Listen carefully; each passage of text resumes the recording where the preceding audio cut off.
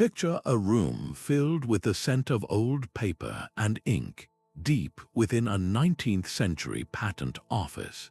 An inventor, his mind ablaze with a vision far beyond the clatter of steam engines and the soot of industrial cities, unrolls a set of intricate drawings.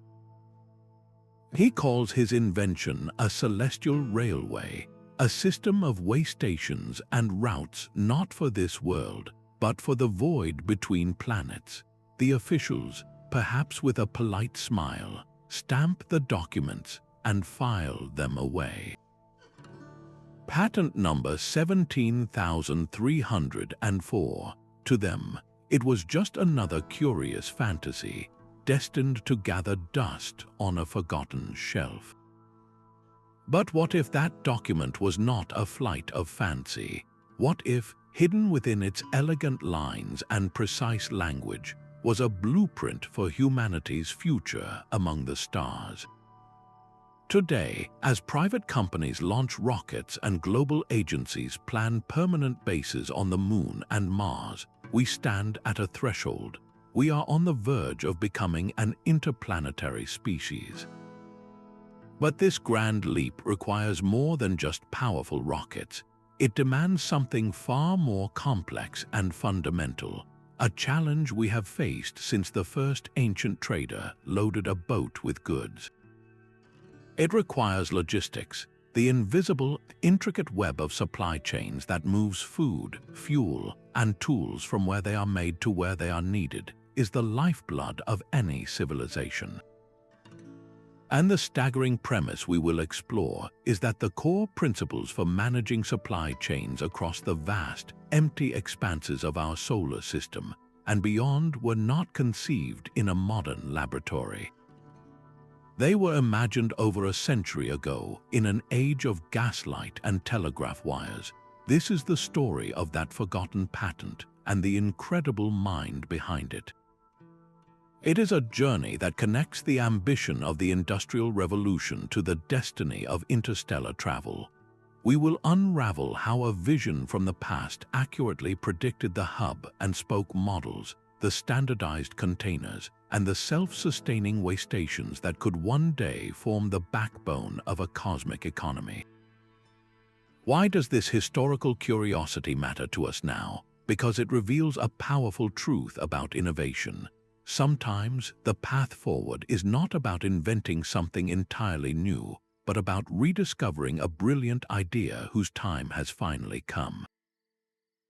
This is not just a tale of prediction. It is an invitation to see the past in a new light and to understand that our ticket to the stars might have been waiting for us all along, hidden in plain sight. Let us step into that patent office in 1887. The air is thick with the smell of wood polish and coal smoke. A man named Alistair Finch, likely dressed in the formal wear of the era, stands before a clerk. He is not presenting a new type of plow or a more efficient steam valve. Instead, he unrolls large sheets of paper filled with diagrams that would have seemed utterly fantastical. They depict not machines for Earth, but structures for the void, orbital waystations, strange vessel designs, and routes charted across the solar system. The clerk, trained to assess inventions for their practical utility, must have been baffled.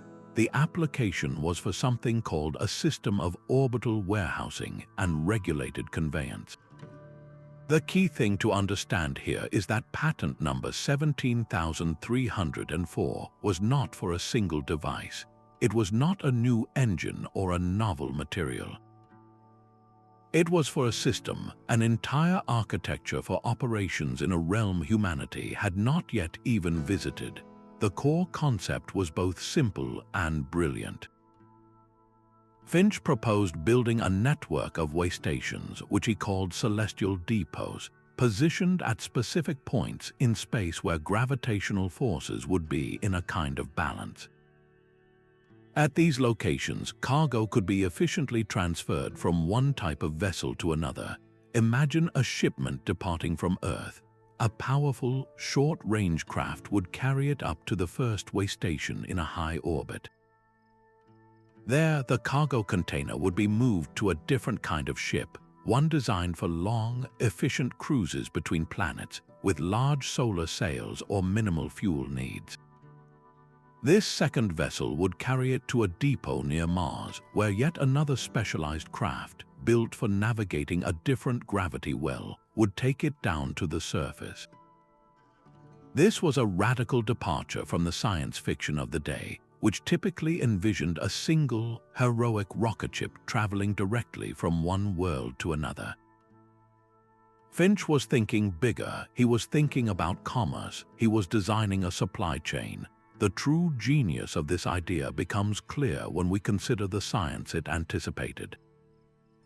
Today, we know about Lagrange points, those celestial parking spots where the gravitational pull of two large bodies, like the Earth and the Moon, creates a stable area. Space agencies use these points for satellites because they require very little fuel to maintain position. Astonishingly, Alistair Finch's patent specified placing his waystations at these very points of celestial equilibrium, decades before the mathematician Joseph Louis Lagrange's work was applied to spaceflight. A historian of technology would point out that this demonstrates a profound intuitive grasp of orbital mechanics, derived from the fundamental physics that was known at the time. Finch looked at the clockwork motion of the planets and saw not just orbits but intersections and junctions. He saw the interchanges of a future cosmic highway. This shift in thinking from a single vehicle to an interconnected system is the patent's most significant contribution. It moved beyond the hardware, the nuts and bolts of rocketry, which was still in its infancy, and focused on the operational architecture.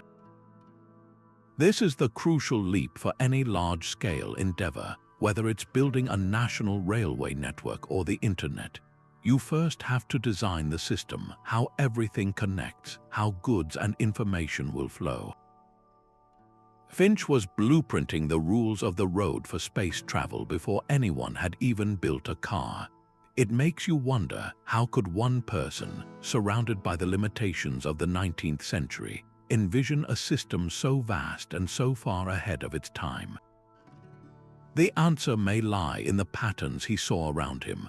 The world was rapidly being connected by railways and telegraph lines, creating networks of unprecedented scale.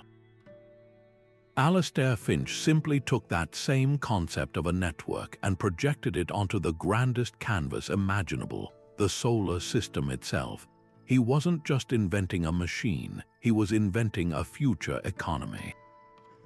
To grasp the brilliance of Finch's proposal, we need to look no further than the world around us. Think about how a major shipping company like FedEx or DHL operates. They don't fly packages directly from one small town to another. That would be incredibly inefficient. Instead, every package, whether it's from a large city or a rural village, is funneled through a massive central sorting hub. There, cargo from countless origins is consolidated, sorted with incredible speed, and then loaded onto outbound planes destined for regional centers. This hub-and-spoke model is the engine of modern global commerce because it maximizes efficiency. It allows for fewer, fuller planes on the long-haul routes and simplifies the complex web of potential connections. What Alistair Finch did was to take this exact same principle, which wouldn't become standard practice on Earth for another 70 or 80 years, and he projected it onto the solar system. In his vision, the celestial waystations were the hubs, and the well-traveled routes between planets were the spokes. The efficiency gains from applying this model to space travel are even more dramatic than they are here on Earth, primarily because of the astronomical cost of fuel. In space, every ounce of propellant is precious. A direct flight from, say, a mining colony on Mars to a research station on Europa, one of Jupiter's moons, would be a monumental undertaking. The ship would need to carry enough fuel to escape the gravity of Mars, course correct through the asteroid belt, and then slow down to enter orbit around Jupiter and its moon. The fuel requirements would be staggering, but in Finch's hub-based system, that same journey is broken into specialized, optimized legs, a local transport designed specifically for moving within the Martian system would carry the cargo to a central hub, perhaps located at a stable Lagrange point between Mars and Jupiter. There, the shipment would be transferred to a different kind of vessel altogether, a long-range, efficient craft built for cruising the vast distances between planets, maybe using ion engines or solar sails. This interplanetary tug would use minimal fuel to follow a pre-planned route, possibly using the gravity of Jupiter itself to swing into the correct orbit. This is where Finch's understanding of physics truly shines. His choice of hub locations at points of celestial equilibrium wasn't arbitrary. These are places where the gravitational forces are in balance, meaning a spacecraft can hold its position with very little energy expenditure. But they are also natural gateways. Think of them not just as rest stops, but as interchanges on a cosmic highway where the on-ramps and off-ramps are provided by gravity itself. A ship arriving from Mars could use a carefully calculated trajectory that allows it to coast into the hub with minimal braking thrust. Similarly, a ship departing from the hub to Jupiter could get a gravitational slingshot effect, a free boost that drastically cuts down on the fuel needed. The hub, therefore, becomes more than a warehouse. It's a gravitational toll booth that actually helps pay for the trip in saved propellant. This intricate dance of orbital mechanics transforms the solar system from a vast, empty ocean into a structured network of predictable pathways. The elegance of this system lies in its modularity and resilience. If every shipment required a custom-built starship capable of going from any point A to any point B, the entire endeavor would be hopelessly expensive and fragile. But with a hub-and-spoke model, you create a fleet of specialized vehicles. You have planetary ascent and descent vehicles, interplanetary tugs, and local orbital shuttles. If one type of ship has a technical issue, it doesn't halt all traffic across the solar system. It only affects one leg of the journey, and cargo can be rerouted or held at a hub until the issue is resolved. This is the same principle that keeps the internet running. Data packets find alternate routes if one path is blocked. Finch's patent envisioned a logistics network that was not only efficient but inherently robust, capable of weathering the inevitable delays and failures that come with operating in the most hostile environment known to humanity. It was a vision of reliability written in the stars, a century before we had the means to even attempt it. Now, having grasped the elegant structure of the hub-and-spoke model, we must move from the blueprint to the engine, from the map to the very physics that would power this cosmic network. The genius of Alistair Finch's patent lies not just in where he proposed to put his waystations, but in why those specific locations were chosen. He identified points of celestial equilibrium, a 19th-century term for what we now call Lagrange points. These are the gravitational sweet spots in space, places where the pull from two large bodies, like the Earth and the Sun, perfectly balance the centrifugal force of a smaller object, allowing it to hold a stable position with almost no effort. But these points are far more than just peaceful parking spots. They are the gateways to a hidden network of cosmic freeways, known to modern astrodynamicists as gravitational keyholes. Think of space not as an empty void, but as a landscape of rolling hills and deep valleys carved by gravity. A planet like Jupiter creates a massive gravitational well, a profound dip in this cosmic fabric. A gravitational keyhole is a precisely calculated trajectory that allows a spacecraft to dive into the slopes of this well, swing around the planet, and be flung out the other side with significantly more speed than it had when it entered. This is the gravity assist or slingshot maneuver, a technique that has become a cornerstone of modern space exploration. It's a way of stealing a tiny fraction of a planet's orbital momentum to propel a spacecraft forward, saving phenomenal amounts of precious propellant. The most famous examples of this are the Voyager probes. Launched in the 1970s, their grand tour of the outer planets was only possible because mission planners used Jupiter's gravity as a slingshot to fling them onto Saturn. Saturn's gravity then boosted Voyager 2 onwards to Uranus and Neptune. Without these carefully orchestrated gravitational assists, the journey would have taken decades longer or required a rocket of impossible size. The Voyager missions demonstrated the power of this technique, but they used it as a one-time trick for a single, pioneering voyage. Alistair Finch's vision was far more ambitious. He saw past the single mission to the needs of a permanent, bustling interplanetary economy. His patent suggested building permanent infrastructure, his waystations right at these keyholes and equilibrium points. He wasn't just planning a one-off slingshot, he was proposing to build a permanent toll booth at the entrance to the cosmic freeway on-ramp. This transforms a clever navigational tactic into the foundation of reliable logistics. Imagine a future where a cargo tug departing from a Martian moon doesn't have to calculate a unique, complex trajectory for every flight to the asteroid belt. Instead, it simply follows a well-established route to a waystation parked at a stable Lagrange point in the Martian system. From there, it transfers its containers to a long-haul vessel that is scheduled to catch the next gravity window around Mars, a predictable event that happens like clockwork based on orbital mechanics.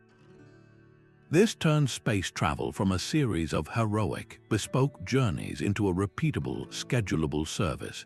You could have freight timetables as predictable as a modern container ship crossing the Pacific.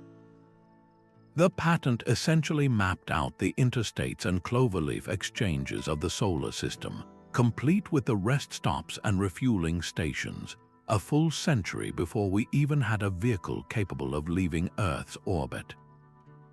This shift from exploration to commerce is critical. Exploration can tolerate uncertainty and long delays. Commerce cannot. A mining operation on an asteroid cannot survive if its ore shipments are subject to massive delays because each shipment requires a completely new, fuel-intensive flight path.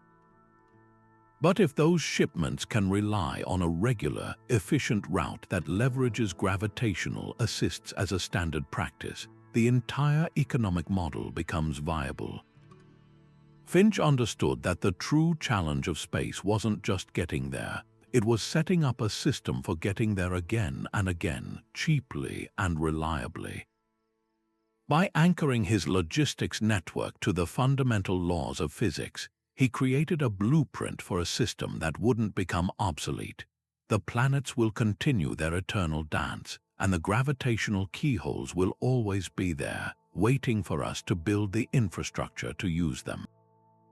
This profound insight connects the practical needs of commerce directly to the immutable rules of the cosmos, creating a vision for space travel that is both timeless and incredibly practical.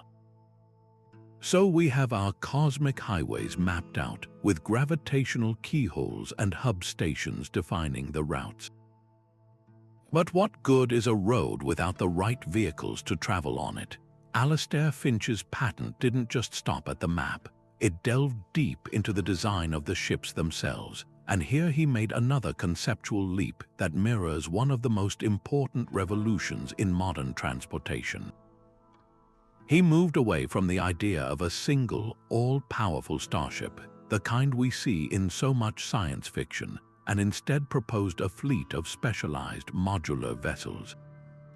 Think of it as the difference between trying to use a massive 18-wheeler truck for every single job, from cross-country freight to delivering a package to your local grocery store, versus having a coordinated system of big rigs, local delivery vans, and motorcycles.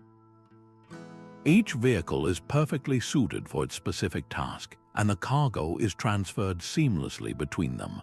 Finch's schematics detailed distinct types of craft for different legs of the journey. He envisioned a high-thrust tug, a powerful workhorse designed for the brutal, fuel-intensive job of climbing out of a deep gravity well like Earth's or Mars's. This vessel would be all about raw power, sacrificing long-range efficiency for the ability to lift heavy payloads from a planetary surface up to a waiting waystation in orbit. Once there, the cargo container would be transferred to a completely different kind of ship, a long-haul interplanetary tug. This vessel would be the opposite of the ascent vehicle. It would be designed for endurance, equipped with highly efficient, low-thrust engines like ion drives or expansive solar sails, capable of pushing a large mass across the vast emptiness between planets over weeks or months, using a minimal amount of propellant.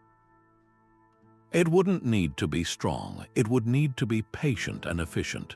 The profound advantage of this modular approach is what aerospace engineers today call mass optimization. In space travel, mass is the enemy. Every single kilogram you launch requires fuel to move it, and that fuel itself has mass, creating a vicious cycle. A ship that has to be capable of everything landing on a planet, traveling between worlds and landing again, must carry the heavy engines and fuel tanks for all those scenarios, even when it's only using one set at a time. It's like a Swiss Army knife. It can do many things, but it's not the best tool for any single job. Finch's system breaks this cycle. His planetary ascent tug only needs enough fuel and engine power to get to the local hub. His interplanetary tug never has to face the strain of a planetary landing or ascent. By specializing, each vessel can be lighter, cheaper, and far more efficient at its one specific task. This is not a futuristic fantasy. It is the exact same principle that transformed global trade on Earth in the 20th century. Before the standardization of shipping containers, moving goods was a slow, labor-intensive nightmare. Cargo came in all shapes and sizes: crates, barrels, sacks, and each item had to be loaded and unloaded from ships, trains, and trucks by hand, a process known as break bulk shipping. It was incredibly expensive and time-consuming. Then, an entrepreneur named Malcolm McLean introduced a simple idea: put everything into standardized, modular metal boxes. Suddenly, the focus shifted from the cargo itself to the container. Cranes could be built to handle these uniform boxes, and ships, trains, and trucks could be designed specifically to carry them. The system became interoperable. A container from a factory in Japan could seamlessly move onto a ship, then a train in California, and finally a truck to a warehouse in Chicago without ever being opened. This interoperability slashed costs and revolutionized the global economy. Alistair Finch was proposing the exact same interoperability for space over half a century before it happened on Earth.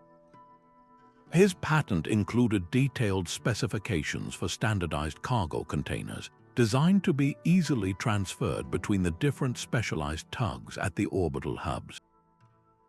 This means the infrastructure at every waystation, the cranes, the docking ports, the locking mechanisms, could be identical. A container designed on Earth would fit perfectly on a Martian descent vehicle. This eliminates the cosmic version of the last mile problem, ensuring that the immense effort of getting a shipment across millions of miles of space isn't wasted at the final destination because of incompatible hardware. It creates a universal language for cargo, a plug-and-play system for the solar system. This modular thinking transforms the entire endeavor from a series of heroic, one-off missions into a repeatable, scalable, and ultimately mundane business operation, which is precisely what is required for a true spacefaring civilization to take root. This concept of specialized modular vessels leads us directly to one of the most tangible and revolutionary predictions within the patent: the standardized space cargo container. Alistair Finch didn't just imagine different kinds of ships, he imagined a universal language for the cargo they would carry. His drawings included detailed specifications for pressurized and unpressurized units, metal boxes of precise dimensions designed to be seamlessly transferred from the hold of an Earth ascent tug to an interplanetary hauler, and then down to the surface of Mars, all without ever being opened. This might sound like a simple, almost obvious detail, but its implications are profound. It is the linchpin that turns a collection of independent transport routes into a truly integrated, scalable logistics network. To understand just how visionary this was, we need to look at a revolution that happened right here on Earth, decades after Finch's patent was filed. Before the 1950s, global shipping was a chaotic and incredibly inefficient process. Goods were loaded onto ships in a bewildering variety of forms: wooden crates, sacks, barrels, loose items, a method known as break bulk shipping. Every time a ship arrived in port, an army of longshoremen would have to manually unload this jumbled mess piece by piece. It was slow, expensive, and prone to damage and theft. Then, a trucking entrepreneur named Malcolm McLean had a brilliantly simple idea. What if you put all those different items into a single, standard-sized metal box? This was the birth of the intermodal shipping container. The effect was nothing short of transformative. Suddenly, the focus shifted from the cargo itself to the container. Ports could be redesigned with massive, specialized cranes to lift these uniform boxes. Ships, trains, and trucks could be built specifically to carry them, stacking them efficiently. A container leaving a factory in Germany could be sealed, placed on a truck, then a ship, then a train in the United States, and finally another truck to its final destination, all without being opened. This interoperability slashed costs, reduced shipping times from weeks to days, and utterly revolutionized global trade, making our modern interconnected world possible. The container itself became the hero, a simple box that standardized the entire world's infrastructure. Alistair Finch, in the age of steam and sail, anticipated this exact same revolution for space. He saw that for his hub-and-spoke model to work, you couldn't have every planetary base or every spacecraft manufacturer using their own unique, incompatible cargo holds. The last-mile problem on Earth is the challenge of getting a package from a regional distribution center to your doorstep, often the most complex and costly part of the journey. Finch was solving the last million-mile problem on a cosmic scale. By defining a standard container, he ensured that the machinery at a lunar waystation, designed and built decades after the containers on Earth, would still be able to grasp, lift, and move those original units. A mining outpost on an asteroid could order equipment from Earth with the absolute confidence that when the shipment arrived, they would have the standardized infrastructure to unload it and put it to use. This foresight speaks to a deep understanding of how complex systems evolve. Interoperability is not an afterthought. It is a foundational requirement for any network that involves multiple independent actors. Just as the standard sizes of USB ports or electrical outlets allow devices from thousands of different companies to work together, Finch's standardized containers would create a plug-and-play economy for space. It prevents a future where a shipment from a European space agency is incompatible with the docking port of an American-built Martian habitat, a logistical nightmare that would stifle growth and collaboration.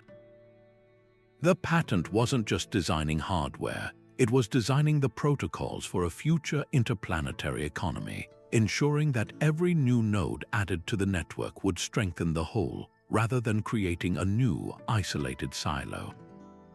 This level of systems thinking, applied to a domain that didn't yet exist, is truly staggering. It demonstrates that Finch was not merely dreaming of rockets, he was architecting a civilization.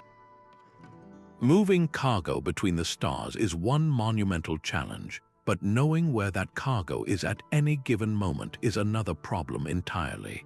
A physical package is useless if it's lost in the void, its contents and destination unknown. This is where Alistair Finch's patent reveals another layer of its astonishing foresight. In an era defined by steam and the clatter of telegraph keys, he understood that his celestial railway would need a nervous system, a way to track every container and manage the flow of information with the same precision as the flow of goods. Without the concept of radio waves, which was still just a scientific curiosity in 1887, Finch proposed a system he called optical telegraphy. Imagine the waystations in his network not as silent warehouses but as lighthouses in the dark. They would use powerful, focused beams of light, like Aldi's lamps used for ship-to-ship communication, to flash coded messages across the vast distances between them. A series of precise flashes could transmit a shipment's manifest number, its contents, its origin, and its next destination. This was, in essence, a rudimentary but conceptually complete data network. Each waystation would act as a node, receiving messages from one direction and relaying them to the next, creating a chain of information that mirrored the physical journey of the cargo. The patent even described a central ledger, a master record kept at a primary hub that would be updated with every transmission.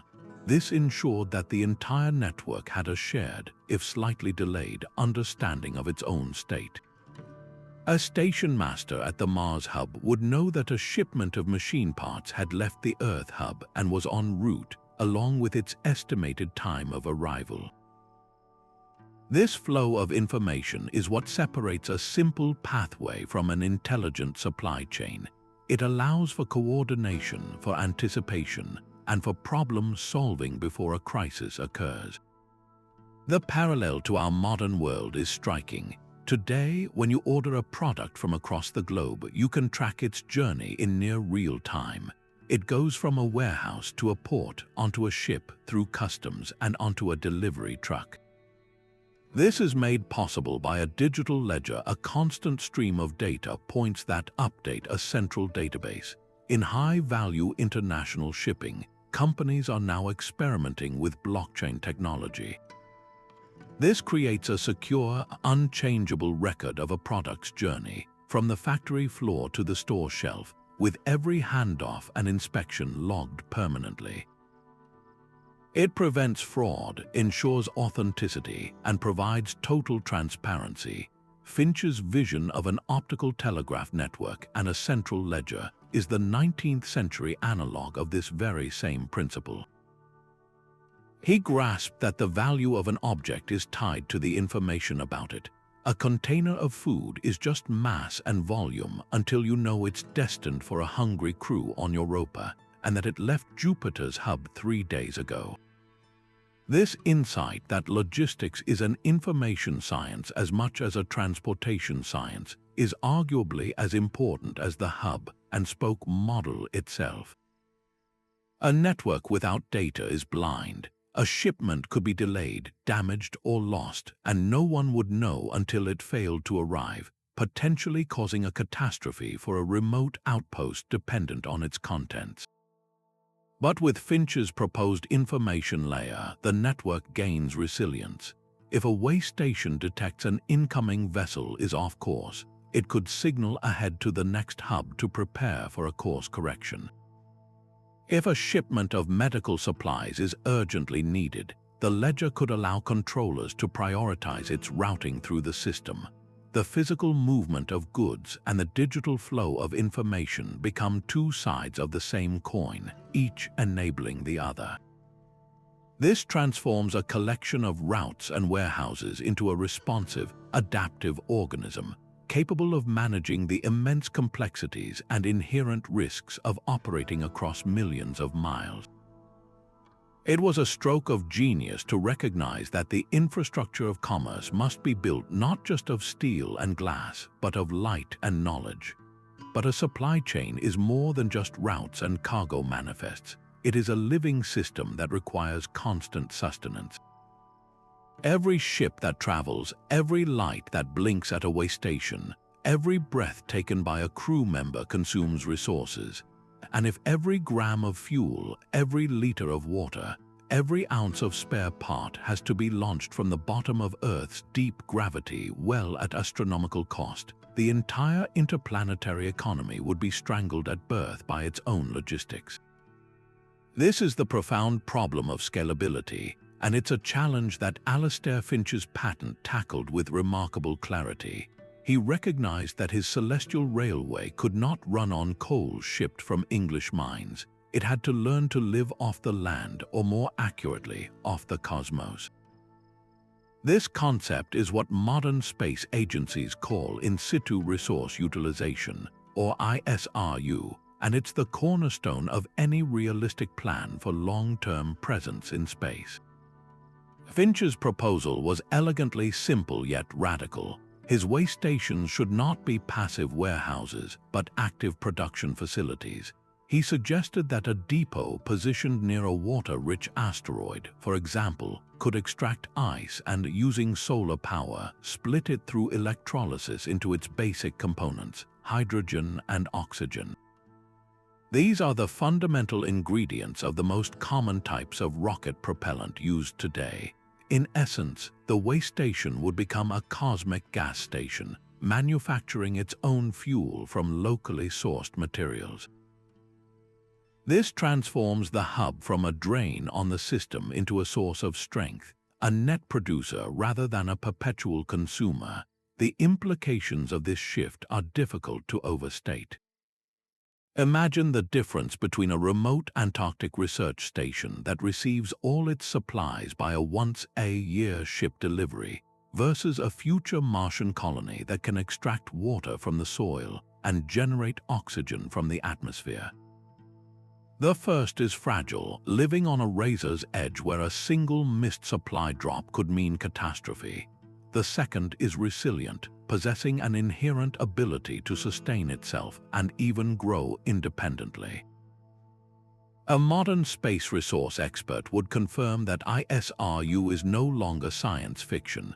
It is a critical enabling technology. NASA's Artemis program, which aims to return humans to the moon, is actively developing technologies to extract oxygen from lunar soil. The goal is clear: to learn how to live off the land, reducing our dependence on Earth and making deep space exploration sustainable.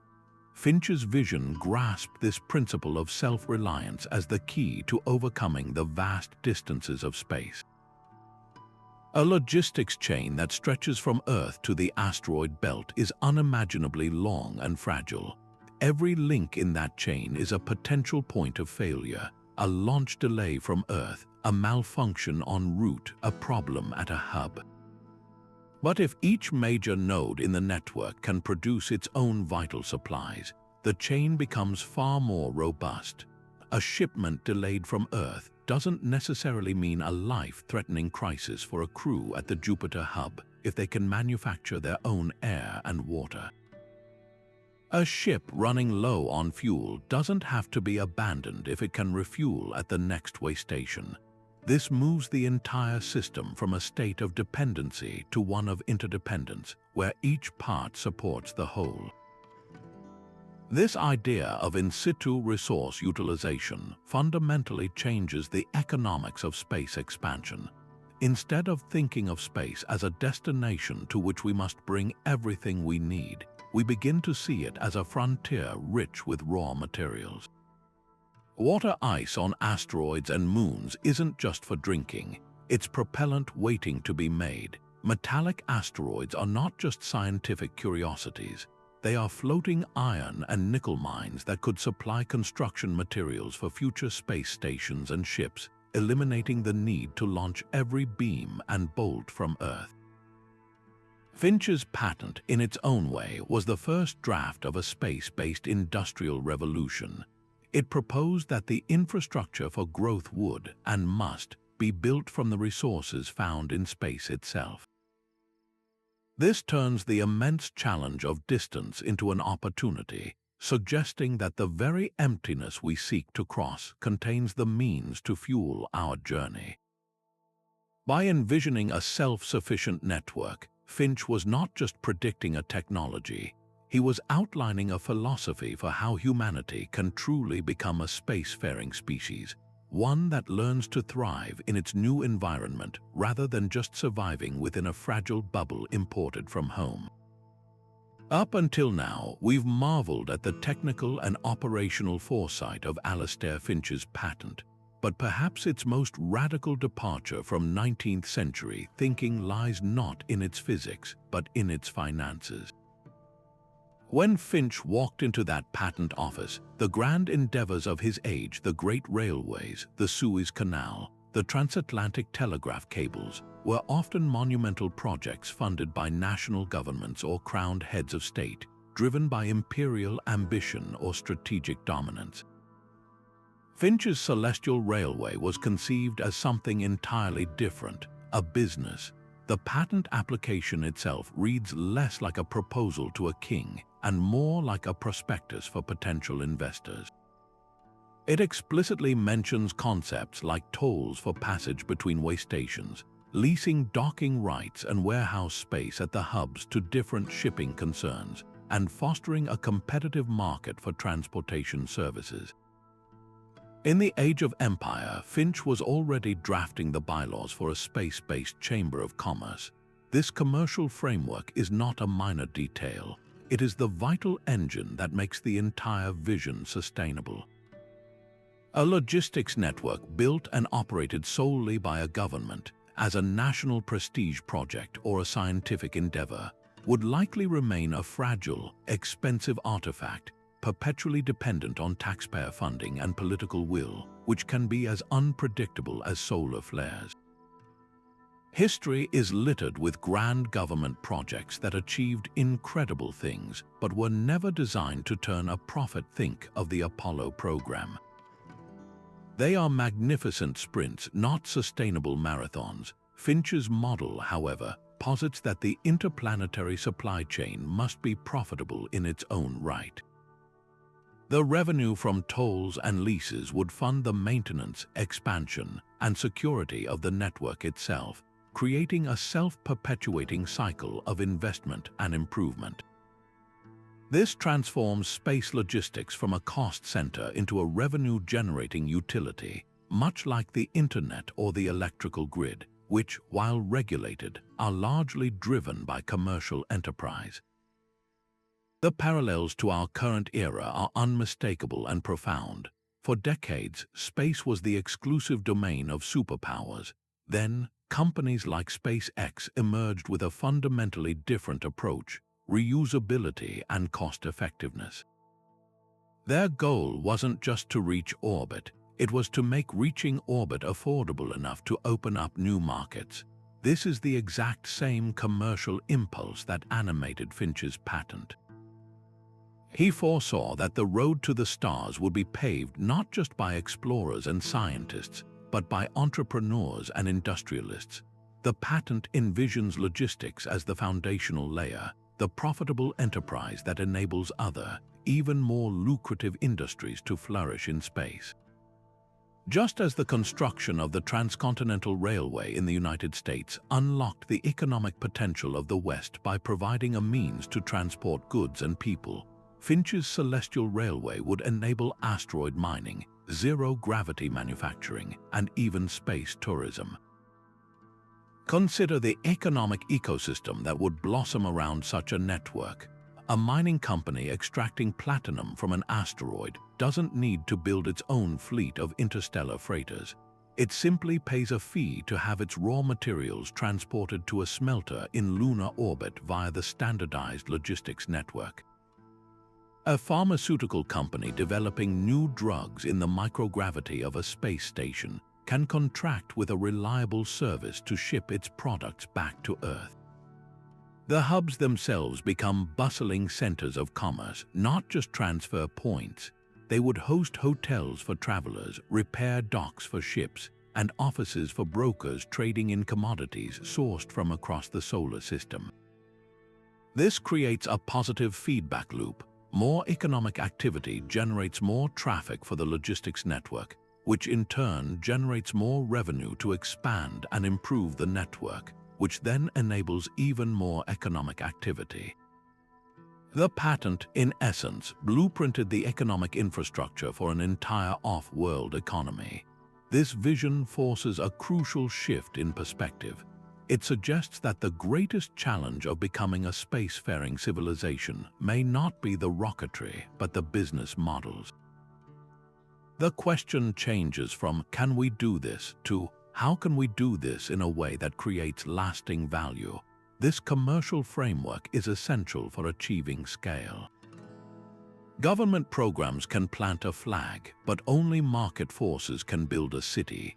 By embedding profitability into the very DNA of his interplanetary system, Alistair Finch provided an answer to the question of why that goes beyond exploration for its own sake. He argued that space could be a place of industry, commerce, and human settlement, sustained not by the treasuries of nations, but by the engine of capitalism. This economic reality, more than any technological breakthrough, might be the final key that unlocks the solar system, turning science fiction into business as usual. Yet for all the brilliance of its engineering and economics, the patent's most profound insight might have been its recognition that this vast machine would ultimately be run by people.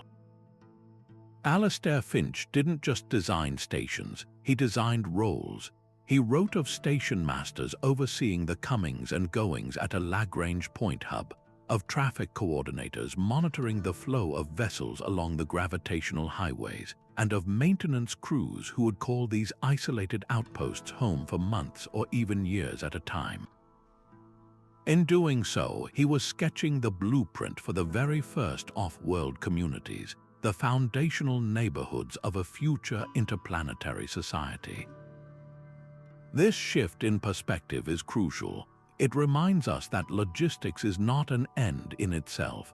It is the circulatory system that supports life, ambition, and human connection across the void.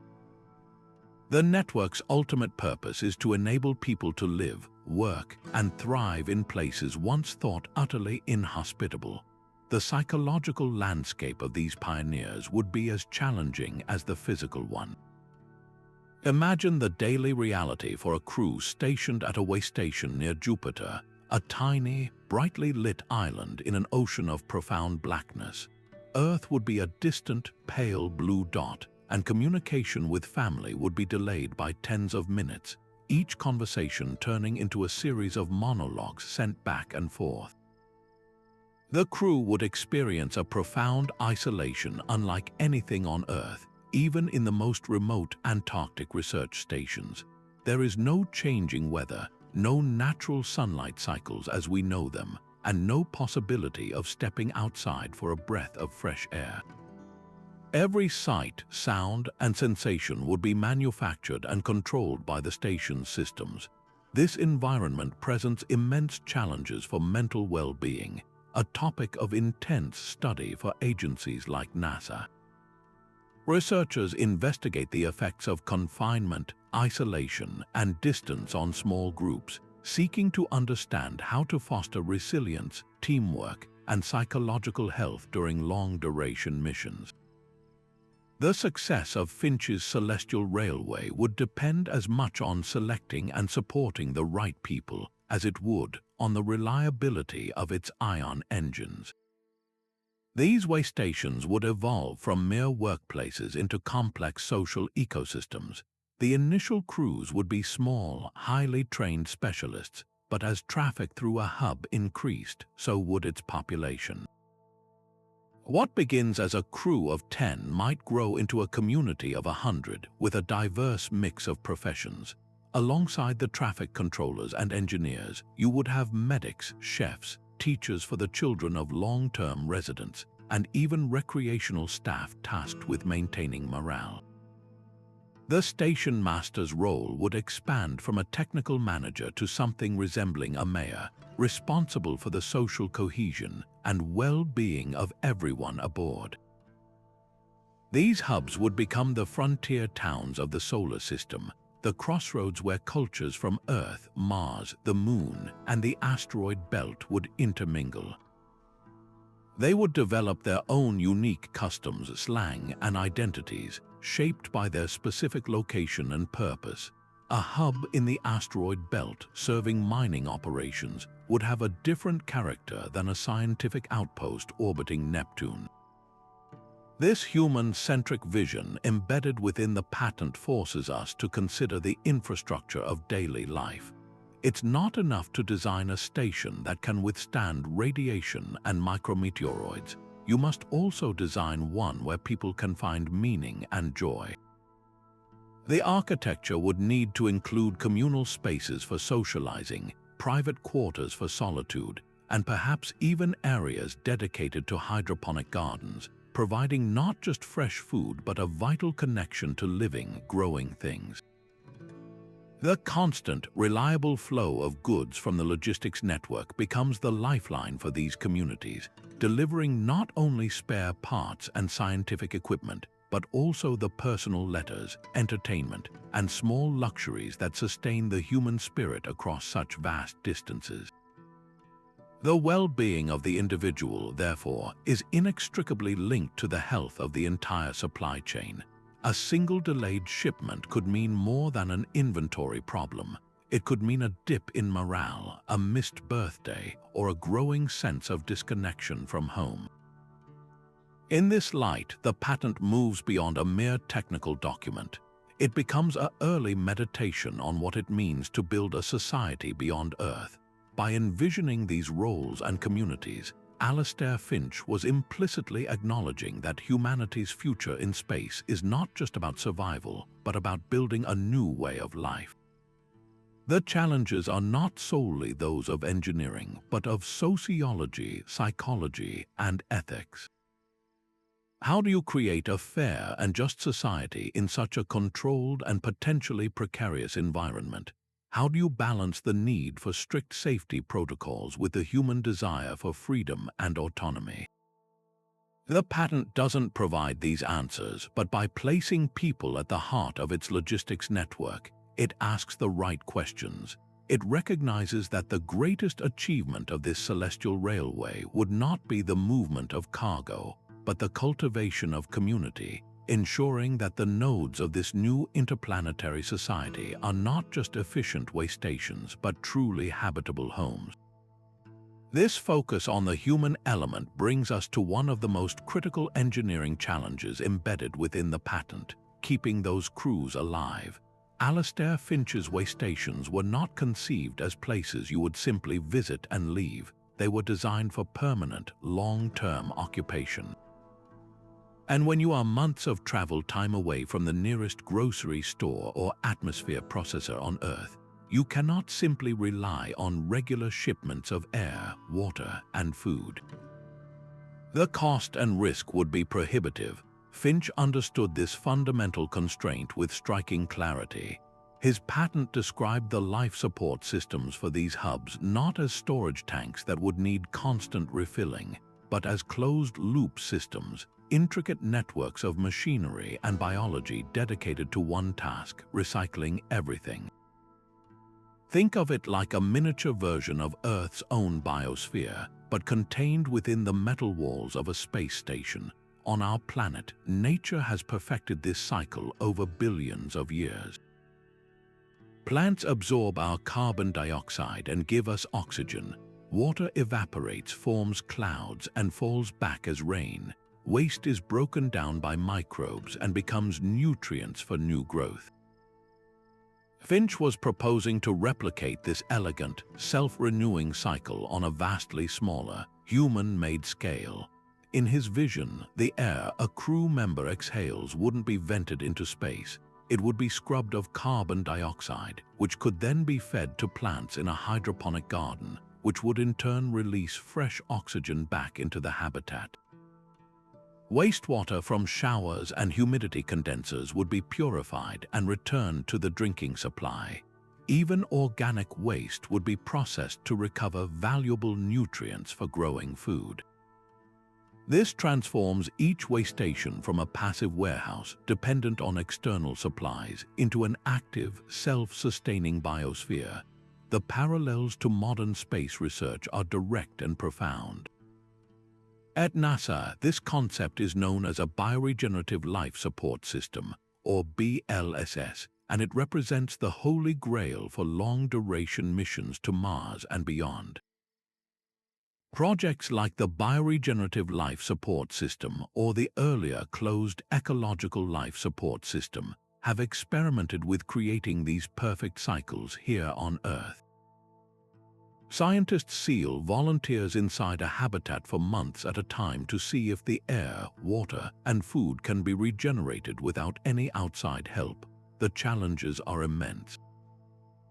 You need to balance the gas exchange between humans and plants perfectly.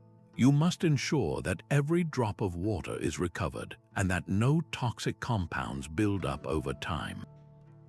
It's a delicate dance of biology, chemistry, and engineering, where a single failure in one part of the loop could jeopardize the entire system. Finch's patent grasped that a logistics network couldn't just be about moving boxes from point A to point B. To be truly resilient, it had to incorporate the means of production and recycling at every single node. A shipment of spare parts from Earth would be a welcome sight, but the crew's survival could not hinge on its arrival. This principle of local resilience is what separates a fragile outpost from a robust, growing colony. If a waystation can produce 80% of its own oxygen and recycle 95% of its water, it becomes incredibly robust. A supply ship delay is an inconvenience, not a catastrophe. This ability to close the loop is the defining characteristic of a civilization that is no longer just camping in space, but is learning to truly live there, weaving itself into the fabric of its new environment. This biological layer adds a staggering level of complexity to the engineering challenge. It's one thing to design a station that can withstand the vacuum of space and radiation. It's another to design one that can host a functioning, balanced ecosystem. The hydroponic gardens become a critical piece of life support infrastructure, not just a source of fresh lettuce for morale. The health of every plant, the balance of bacteria in the water recyclers, the precise control of atmospheric composition, all of these factors become matters of life and death. The station's crew would need to be as much farmers and ecologists as they are engineers and pilots, constantly monitoring and tending to their miniature world. This vision of a closed-loop system ultimately represents the highest form of logistics, where the network's greatest achievement is minimizing its own burden by enabling self-sufficiency at its farthest reaches. Even the most brilliantly conceived system must confront the undeniable reality of a hostile and unpredictable environment. Alistair Finch understood that his celestial railway would operate in a realm where failure is not a possibility, but a certainty. The patent's genius extends beyond its elegant design to its profound acceptance of this fact, embedding principles of redundancy and risk mitigation directly into the network's blueprint. It proposed that every critical system at a hub, from life support to power generation, should have a ready backup, a duplicate system waiting in standby. More than just spare parts, the vision included dedicated vessels, termed rescue and repair tugs, whose sole purpose was to be on call, ready to respond to emergencies anywhere along the network. This wasn't an afterthought, it was a core design feature acknowledging that in the void you cannot call for a tow truck. You must bring your own. Consider a scenario where a primary shipping lane, a well-traveled route between Earth and Mars, is suddenly compromised. Perhaps a cloud of micrometeoroids, invisible to sensors, has damaged a key navigation beacon, or a vital waystation has suffered a power failure from a solar flare. In a fragile, linear supply chain, this single point of failure would bring all traffic to a grinding halt. Shipments would stack up, crews would face shortages, and the entire economic engine would seize. But in Finch's resilient network, the system is designed to absorb such a shock. Traffic controllers using the optical telegraph system would immediately begin rerouting cargo. A shipment bound for Mars might be temporarily diverted to a secondary hub at a different Lagrange point, adding a few days to its journey but ensuring its ultimate delivery. Those dedicated repair tugs would be dispatched from the nearest operational station, carrying specialized crews and parts to effect repairs on the disabled beacon or station, all while the flow of commerce continues along alternative pathways. This systematic approach to failure is the defining characteristic of a robust infrastructure. It's the difference between a single, fragile thread and a woven net. On Earth, we see this principle in action every day. The Internet was specifically designed to survive a nuclear attack. If one node goes down, data packets automatically find another route. Modern power grids are built with redundant transmission lines so that a failure at one substation doesn't plunge an entire city into darkness. Finch was applying this same philosophy of resilience to the ultimate high-stakes environment. He recognized that reliability cannot be bolted on as an extra feature. It must be baked into the very architecture from the beginning. In space, where a single malfunction can mean the difference between life and death for a crew, and where rescue is millions of miles away, building in multiple layers of safety isn't just prudent engineering, it is a moral imperative. This forward-thinking approach to risk naturally forces a larger question, one that moves from the technical to the societal. A network of this scale, with the power to enable or cripple interplanetary commerce, cannot be a lawless frontier. The need for alternative routes and standardized protocols hints at a requirement for coordination that transcends any single company or nation. How do you decide which shipment gets priority when a lane is reduced to a single track? Who has the authority to dispatch a repair tug, and who bears the cost if that tug is damaged during a rescue operation? The patent's emphasis on a centralized ledger and regulated conveyance points toward the necessity of a governing body, a precursor to what we would now call space traffic management and international space law. Preparing for mechanical failure is one thing.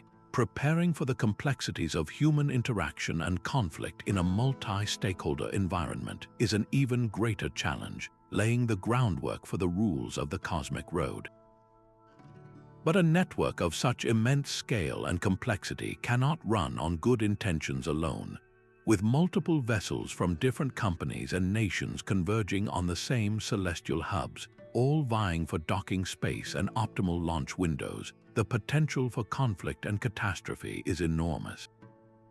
Alistair Finch's patent, in its quiet 19th-century way, anticipated this very modern problem. It didn't just describe a physical system, it hinted at the need for a governing framework, a set of rules for the cosmic road. The document mentions a central authority responsible for setting safety protocols, managing the flow of traffic, and resolving disputes that would inevitably arise. This was more than just an operational detail. It was a profound leap into the future, a recognition that the success of his celestial railway depended as much on sociology and law as it did on physics and engineering. Imagine a bustling hub at the Earth-Moon Lagrange point, a crossroads for the inner solar system. A sleek, automated freighter owned by a European consortium is on a precise approach vector, carrying critical medical supplies for a research station on Mars. Suddenly, a large mining tug operated by a private American corporation veers off its assigned course to avoid a piece of uncharted debris. Their new trajectory now places them on a direct collision path with the European vessel. In the vacuum of space, with communication delays of even a few seconds, such a scenario could end in disaster. Without a universally recognized traffic control system, with the authority to assign routes and demand compliance, the celestial railway would descend into a chaotic free-for-all, a celestial version of the worst traffic jam you can imagine, but with potentially fatal consequences. Finch's proposed central authority would act as the air traffic controller for the solar system, ensuring that every ship knows its place and its path, preventing such conflicts before they can even begin. This foresight touches upon one of the most pressing and complex issues in space exploration today: the development of space traffic management and international space law. We are already seeing the beginnings of this challenge in low Earth orbit, where thousands of satellites from dozens of countries and companies must maneuver to avoid collisions. The problem becomes exponentially more difficult when you add interplanetary distances, varying levels of automation, and the high stakes of human life into the mix. Finch's vision suggests that the rules of this new frontier cannot be written after the fact as an emergency response to a tragedy. They must be established proactively through international cooperation, much like the laws of the sea that govern international waters on Earth. This system would need to cover everything from right-of-way protocols and standard communication frequencies to liability for accidents and regulations for preventing contamination between worlds.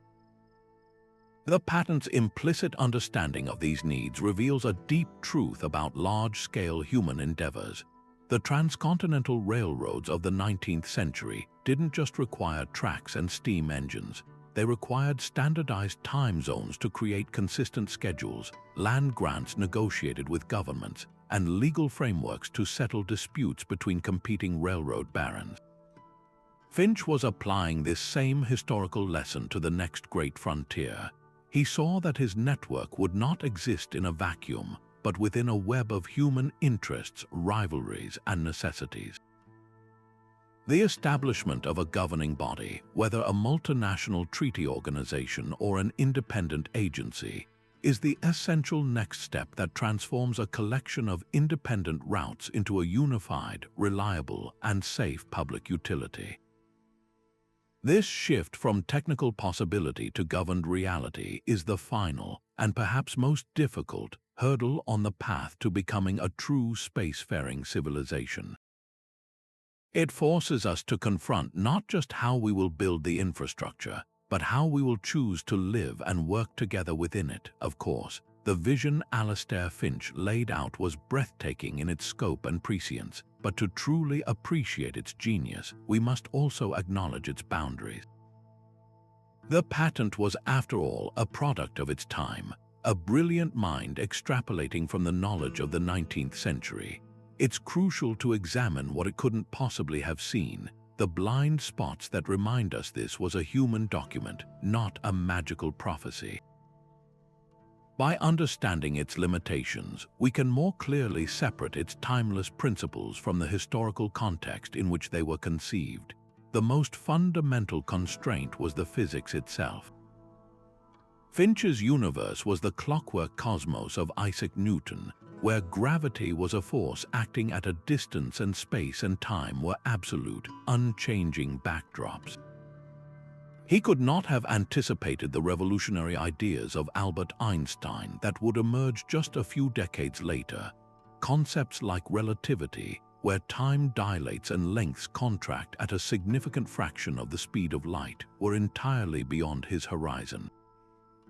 His celestial railway operates on the assumption that a clock on Mars ticks at the same rate as a clock on Earth. For travel within our solar system, this is a reasonable approximation, but if we ever extend this network to other stars, relativity becomes a critical factor. A journey to Proxima Centauri, even at a substantial percentage of light speed, would mean the crew ages much slower than everyone back home, creating profound logistical and personal challenges the patent never addresses. Furthermore, the document is silent on the tantalizing possibility of faster-than-light travel, a concept that remains firmly in the realm of theoretical physics and science fiction. Finch was mapping out a highway using the best road maps he had, but he had no knowledge of the potential for tunnels or bridges that might one day render his carefully planned routes obsolete. Another significant blind spot lies in the assumption of a human presence in every part of the operation. The patent is filled with station masters, traffic coordinators, and repair crews, reflecting an era where complex machinery required a human hand to guide it. Finch could not have foreseen the rise of automation, robotics, and artificial intelligence. Today, we can easily imagine a future where the entire logistics network is managed by sophisticated AI. Unmanned autonomous tugs could ply the routes between planets, their courses calculated and adjusted in real time by centralized machine intelligence. The waystations themselves could be largely robotic, with automated cranes transferring containers and automated systems handling maintenance and refueling, all monitored from Earth or a central command hub by a handful of human supervisors. This shift from a human-operated to an AI-managed system would drastically alter the economics and safety of the entire endeavor, reducing the need for risky long-term human habitation in deep space and potentially increasing efficiency to levels Finch never contemplated. His vision was deeply human-centric, while the reality may be a seamless collaboration between human intelligence and machine precision, or even a network that runs itself. Finch's economic model, while visionary in its commercial framework, also had its simplifications. He envisioned a system that would generate revenue from tolls and leases, becoming self-sustaining. However, the patent likely glosses over the almost unimaginable scale of the initial capital investment required. Building the first waystation, even a small robotic one at a Lagrange point, would require a monumental expenditure of resources, dwarfing the cost of any single project humanity has ever undertaken, including the International Space Station. It would be akin to proposing a transcontinental railway without first considering the cost of smelting all the steel, forging all the rails, and building all the engines from scratch. The patent doesn't delve into the bootstrapping problem. Who would pay the trillions of dollars, euros, or yuan to build the very first node of a network that might not see a profit for decades? It assumes a certain level of technological maturity and economic capacity that simply didn't exist in the 1880s and which we are only just beginning to approach today. Acknowledging these gaps is not a criticism of Finch's achievement. On the contrary, it reinforces it. It shows that his work was a logical, brilliant extrapolation from the world he knew. He wasn't gazing into a crystal ball. He was using the powerful tools of systems thinking and analogy to project the patterns of his age railways, telegraphs, and commerce onto a grander canvas. The true, enduring value of patent number 17,304 is not in the specific technologies it described, like optical telegraphy, but in the fundamental principles it identified: the hub-and-spoke model for efficiency, the need for standardization and interoperability, the critical importance of in-situ resource utilization for sustainability, and the necessity of parallel information network. These principles are like a sturdy architectural blueprint. The building materials may change from wood and stone to steel and graphene, and the interior wiring may evolve from gaslight to fiber optics, but the underlying structure remains sound. By examining the patent's blind spots, we can more clearly see the brilliant, timeless outline it left for us, an invitation not to copy its every detail, but to continue the work of building the future with the tools and knowledge of our own time. So how does a mind conditioned by the rhythms of the steam engine and the telegraph begin to draft the operating manual for interplanetary commerce? The answer lies not in any supernatural foresight, but in the powerful intellectual climate of the Industrial Revolution itself. Alistair Finch's world was one being radically reshaped by networks. For the first time in human history, people were experiencing the power of large-scale, interconnected systems. The railway lines stitching continents together were not just tracks of iron. They were a physical demonstration of the hub-and-spoke model, with major cities like London or Chicago acting as central nodes. The telegraph system was creating an instantaneous web of information, a nervous system for the globe that proved communication could be decoupled from physical travel. Global shipping lanes, now plied by reliable steamships, were turning the vast, unpredictable oceans into scheduled highways for trade. Finch was surrounded by living, breathing proof that through careful planning and standardization, humanity could tame seemingly insurmountable distances and complexities. His genius was to recognize that these were not just inventions for his time, but universal patterns of organization.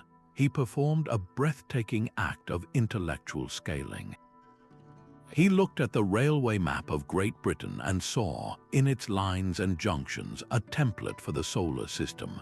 The Earth became the central station, the planets became the distant provincial terminals, and the gravitational balance points, the Lagrange points, became the natural sites for the interstellar equivalents of railway switching yards.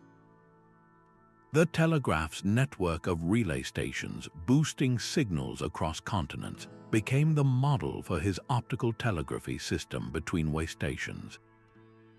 This was not about copying the technology. He wasn't proposing to lay iron rails to Mars, but about abstracting the underlying principle. It was the application of a familiar framework to an entirely unfamiliar domain, a cognitive leap that is at the heart of much of human innovation. This approach is known today as systems thinking, and the patent is a masterclass in it. Finch didn't get bogged down in the impossible details of 19th-century rocketry.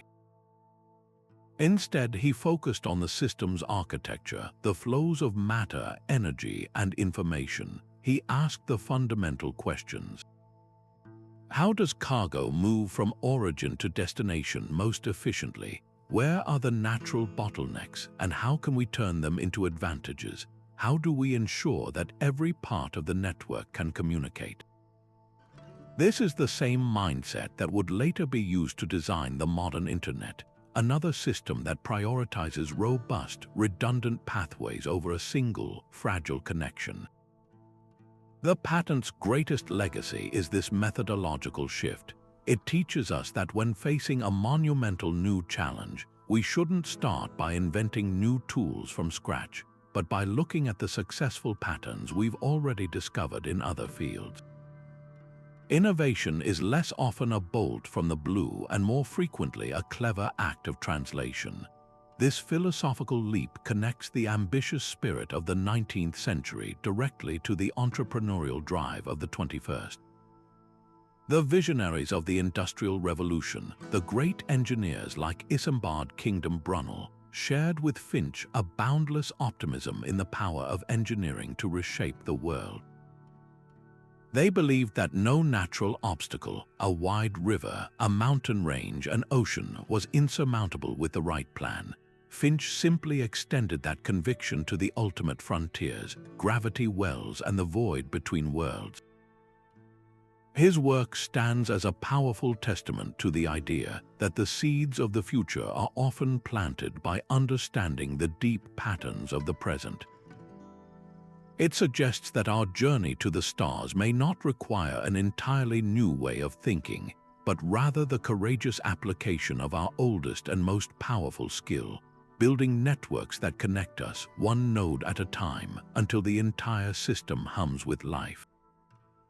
For decades, the ideas within patent number 17,304 remained a fascinating historical curiosity, a brilliant but disconnected vision from a bygone era. That is, until the last 10 to 15 years, when a new chapter in space exploration began to unfold, one that reads almost like a direct implementation of Alistair Finch's 19th century blueprint. The most prominent and powerful echo of his vision is undoubtedly the ambitious Starship program being developed by SpaceX. At first glance, Starship appears to be a single, massive rocket, but its true genius lies in the operational architecture behind it, an architecture that mirrors Finch's core principles with stunning fidelity. The ultimate goal is not just to land on Mars, but to establish a reusable transportation system between Earth and the Red Planet. And the key to making this economically feasible is a maneuver that would have felt very familiar to Alistair Finch: orbital refueling. Here's how it works in practice. A Starship spacecraft launches from Earth, but it does not carry all the propellant needed for its entire journey to Mars. Instead, it ascends into a low Earth orbit with mostly empty tanks. Waiting for it, there is another vehicle, a dedicated Starship configured as a tanker. This tanker has launched separately, filled with propellant. The two spacecraft dock, and the tanker transfers its fuel to the Mars-bound ship. Once refueled, the Mars ship now has a full tank, granting it the energy needed to escape Earth's gravity and begin its interplanetary cruise. This is the modern, real-world equivalent of Finch's waystation concept. The orbital rendezvous point acts as a hub, a celestial depot where a vessel can be serviced and prepared for the next, more demanding leg of its journey. Instead of a permanent structure, the hub is initially a mobile, reusable tanker, but the functional principle is identical: break the journey into stages and refuel at a strategic node.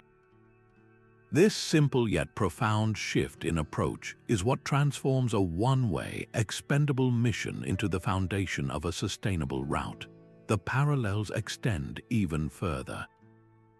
SpaceX's vision involves not just one-off refueling missions, but a regular cadence of launches to support a future Mars colony. This implies a network of tanker flights, creating a predictable, scheduled supply chain to orbit, a bustling traffic flow between the Earth's surface and the orbital hub that Finch would have recognized immediately.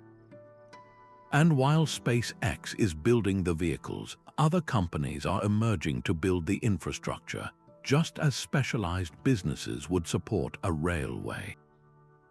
A company called OrbitFab is pioneering the concept of in-space propellant depots, with the explicit goal of creating the first gas stations in space. Their plan involves establishing long-term, orbiting fuel depots that other spacecraft can dock with to purchase propellant. This moves the model from a single company's internal logistics to an open market, exactly as Finch's patent envisioned with its talk of tolls and leasing. OrbitFab isn't just building a rocket, they are building a utility, a piece of foundational infrastructure that could one day allow any spacecraft from any nation or company to refuel in orbit, unlocking the solar system in the same way interstate highways unlocked a continent.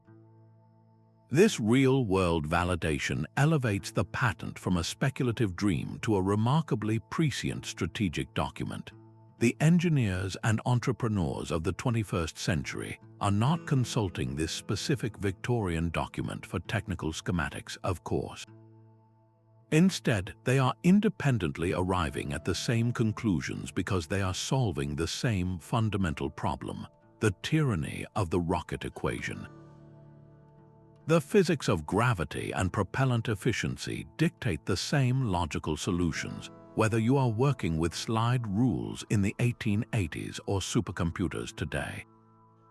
The need for staging, for in-orbit refueling, for reusable vehicles, and for standardized interfaces emerges inevitably from the cold, hard mathematics of space travel. Alistair Finch, through sheer force of systems thinking logic, managed to intuit these solutions long before the technology existed to implement them.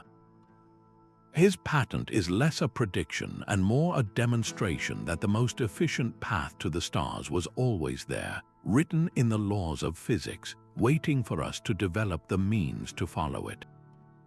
Seeing these concepts materialize in launch facilities and corporate boardrooms gives Finch's work a powerful new relevance. It is no longer just a historical footnote. It becomes a case study in long-term strategic thinking. It shows that the grandest technological leaps often begin not with a new invention, but with a new way of thinking about a problem. The current shift in spaceflight, led by commercial entities, is a shift toward thinking of space not as a destination for flags and footprints, but as a domain for economic activity. This is the very mindset that Finch encapsulated. He wasn't drafting a plan for a government expedition. He was drafting a business plan for a transportation company. The fact that modern space enterprises are following a similar roadmap proves that his commercial framework was correct. The future of space will be built by logistics companies as much as by exploration agencies, and the celestial railway that once seemed like a fantasy is now appearing on the financial statements of some of the world's most innovative companies.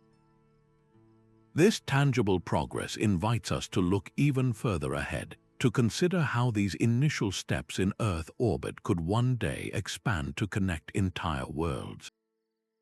While Finch's patent was firmly rooted in the geography of our own solar system, its underlying logic possesses a powerful scalability. The principles of hub and spoke efficiency and in-situ resource utilization don't simply stop at the orbit of Neptune. They offer a compelling, and perhaps the only practical, framework for contemplating the next great leap, travel between the stars. The challenges of interstellar distance are so monumental that they demand a complete rethinking of our approach, moving away from the concept of a lone starship on a centuries-long journey and toward the idea of an extended, self-sustaining infrastructure. Imagine the first phase of this grand expansion, the establishment of a permanent scientific and logistical outpost in the Oort cloud, that vast and distant shell of icy planetesimals that marks the gravitational edge of our sun's influence. This would not be a destination in itself, but a gateway. From this farthest harbor, the nearest star system, Proxima Centauri, is still an almost unimaginable 4.2 light-years away. Yet a station here would serve a critical purpose, acting as the final checkout and refueling point before a vessel commits to the interstellar void. The role of in-situ resource utilization becomes exponentially more critical at this scale. A resupply mission from Earth to a hub in the Oort cloud could take decades, making the station's survival utterly dependent on its ability to live off the land. Fortunately, the Oort cloud is theorized to be rich in water ice and frozen volatiles. This station would become a master of recycling and production, manufacturing its own fuel and life support resources from the primordial ice balls surrounding it. It would be the ultimate test of the closed-loop systems Finch envisioned, a community that must be completely self-reliant. The psychological and social dynamics of a crew stationed at such an isolated post, where a message from Earth would take nearly a year to arrive, would be the subject of intense study, shaping the protocols for even longer journeys. This outpost would be the proving ground for the technologies and the human resilience required to become an interstellar species. The journey from this gateway to another star would likely be a multi-generational endeavor, or would require vessels capable of hibernation or sustaining a large, closed ecology for centuries. Here, the hub and spoke model transforms. The spokes are no longer routes between planets, but immense, laser-powered light sails or fusion-driven arcs on a predetermined trajectory. The hubs might not be permanent structures at first, but rather a series of automated, pre-deployed supply caches sent ahead of the crewed mission. Think of it as a kind of cosmic pit crew strategy. Before the main vessel ever launches, we would send robotic missions on faster, one-way trips to place fuel depots and spare parts at strategic points along the route. The generation ship, when it finally departs, would then follow this pre-established trail of breadcrumbs, stopping at these automated waypoints to resupply and conduct maintenance. This approach breaks the interstellar journey into a series of manageable segments, much like Finch's vision for the solar system, reducing the risk of a single catastrophic failure dooming the entire mission. This expansive view forces us to confront the ultimate question of purpose. Why would humanity undertake such a staggering enterprise? The answer lies in the same impulse that drove explorers across oceans and pioneers across continents, the imperative to ensure the long-term survival and diversification of our species. Establishing a self-sustaining presence around another star is the ultimate insurance policy against any single catastrophe befalling our home world. But beyond survival, it represents an evolutionary step in consciousness. It would mean that human thought, culture, and creativity are no longer confined to a single stellar system. The logistics network, the celestial railway, ceases to be merely a conduit for commerce and becomes an artery for life itself, carrying the seeds of a new branch of human civilization across the galactic dark. The immense challenges of interstellar logistics, therefore, are not just technical problems to be solved, but the necessary price of admission for humanity to claim its place among the stars. But what is the ultimate purpose of building this intricate celestial railway? Why should we pour generations of effort and immense resources into weaving this web of supply chains through the void? The answer lies not in the logistics themselves, but in what they make possible. The patent's vision is not an end goal, but the fundamental plumbing for a future that is far grander and more profound. It is the essential infrastructure that would enable humanity to evolve from a single-planet species, confined to our pale blue dot, into a true multi-planetary and eventually multi-stellar civilization. This is not about creating a few isolated research outposts like the Antarctic stations of today, which remain utterly dependent on shipments from the mainland. This is about fostering a network of interconnected, self-sustaining societies, each a vibrant center of life and culture, yet all bound together by the reliable flow of people, goods, and ideas. Consider the difference between a colony and a civilization. A colony is an extension of a homeland, a distant outpost that remains culturally and economically tethered to its point of origin. A civilization, on the other hand, is a complex, interconnected web of communities that generate their own unique culture, economy, and identity. The reliable movement afforded by Finch's logistics network is what allows that transition to occur. It prevents the fate of becoming a series of isolated islands in space, each slowly diverging and potentially falling into conflict through sheer disconnection. Instead, it enables a constant, vibrant exchange. Imagine a new form of art born from the unique light and landscapes of Mars, being shared with audiences on Earth and the orbital cities around Jupiter. Think of scientific discoveries made in the microgravity of a Ceres research station accelerating technological advances on the Moon. This free flow of knowledge and culture would allow each new world to contribute to the whole, creating a sum of human experience far greater than its individual parts. This interconnectedness is also the key to resilience, the ultimate survival strategy for our species. Having all of humanity's eggs in one planetary basket is a precarious existence. A single asteroid impact, a global pandemic, or a self-inflicted catastrophe could erase millennia of progress in a geological instant. but a civilization spread across multiple worlds, linked by a robust and redundant supply chain, becomes incredibly difficult to extinguish. A disaster on Earth would be a tragedy of unimaginable scale, but it would not be the end of human history. The communities on Mars, in the asteroid belt, and beyond would carry on. They would have the industrial base, the genetic diversity, and the cultural memory to ensure that the flame of consciousness continues to burn. The logistics network, therefore, is more than just an economic engine. It is a life support system for humanity itself, a circulatory system that ensures no single part of our civilization is ever completely cut off from the rest. This grand vision elevates the patent from a technical document to a philosophical one. Alistair Finch was not merely designing a system for moving cargo. He was, in a very real sense, drafting a blueprint for the next chapter of the human story. He understood that our greatest achievements have always been enabled by our ability to move and connect.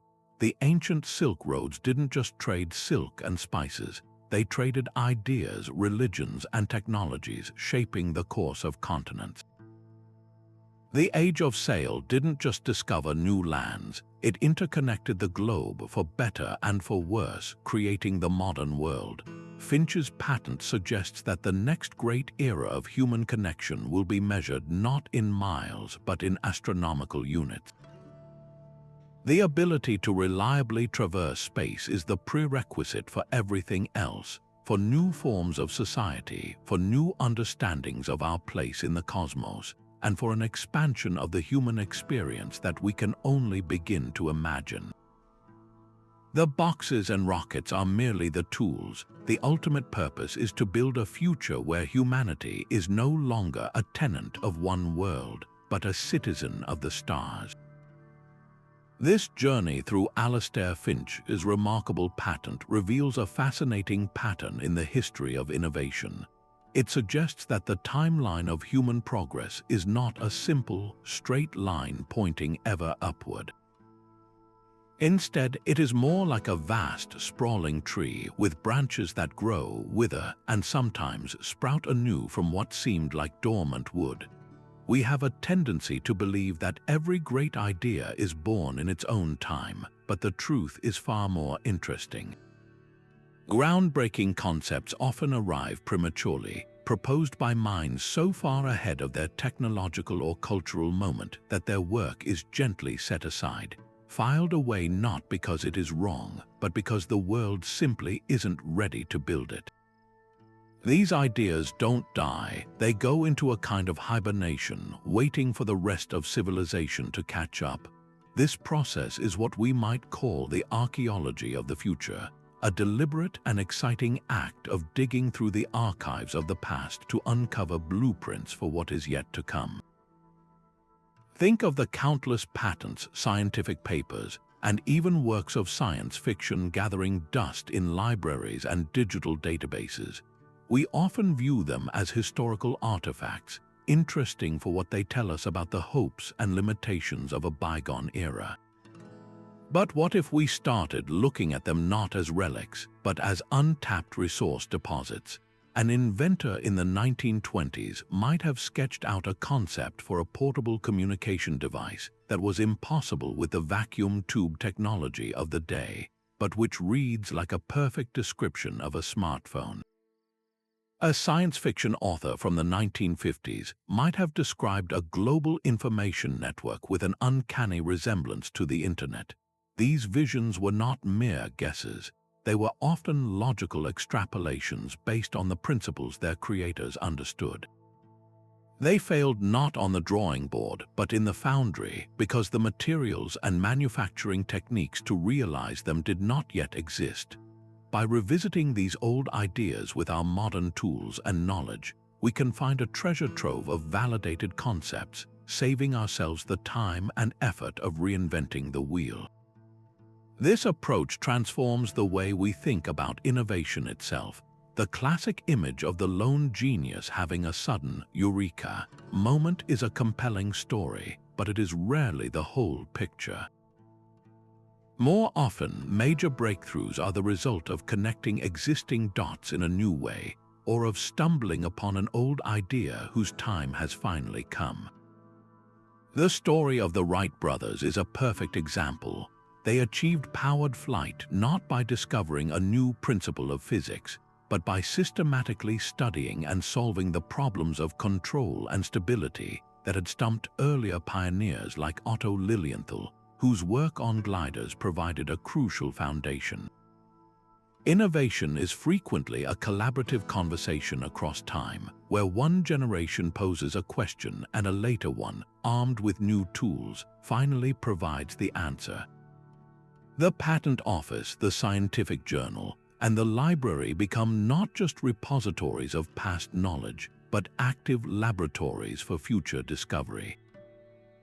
Engaging in this form of intellectual archaeology requires a specific mindset, one of humility and open-mindedness. It means resisting the assumption that newer is always better, or that an idea must be obsolete simply because it is old. It encourages us to look at the challenges we face today, whether it's sustainable energy, advanced computing, or interstellar travel, and ask a simple but profound question: has anyone already thought about this? The answers can be startling. For instance, the concept for a heat pump, a highly efficient method for heating and cooling buildings that is now seen as a key green technology, was first described by Lord Kelvin in 1852. The basic principles of solar power were demonstrated in the 19th century. These weren't failures. They were ideas waiting for the right economic and environmental conditions to make them not just possible, but imperative. By cultivating this perspective, we can accelerate progress, building on a foundation of proven thought rather than starting from scratch every time. The ongoing rediscovery of patent number 17,304 serves as a powerful call to action. It invites scientists, engineers, and dreamers to become intellectual explorers, to sift through the archives with a fresh perspective. What other brilliant concepts are waiting to be unearthed? Perhaps there is a forgotten proposal for a novel battery chemistry in an old chemistry journal, or a design for a more efficient rotor in an obsolete aviation patent. The process is ongoing and open to everyone.